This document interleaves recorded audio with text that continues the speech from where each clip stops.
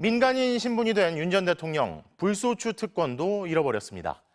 특히 김건희 여사 앞에만 가면 멈춰섰던 수사도 이제 더 이상 경호상의 이유 같은 구실을 댈 수 없어졌죠. 공천 개입 의혹, 최상병 사건 수사 외압 의혹, 디올백 수수와 도이치모터스 주가 조작 의혹 등 윤 전 대통령 부부 앞에서 멈춰섰던 수사들에 속도가 붙을 거란 전망이 나옵니다. 구민지 기자입니다. 수사에 속도가 붙을 가능성이 가장 큰 건 윤석열 전 대통령 부부가 연루된 공천 개입 의혹입니다.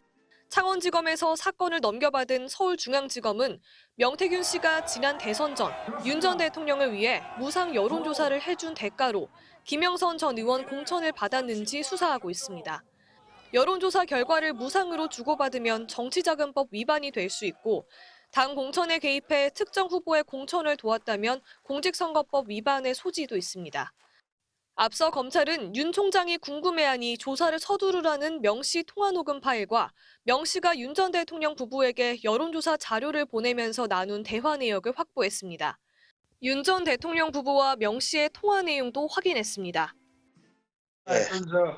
상현이한테 내가 한 번 더 얘기를 할게. 걔가 공관위원장이니까. 당선인 이름 팔지 말고 그냥 미르라고 했어요. 지금.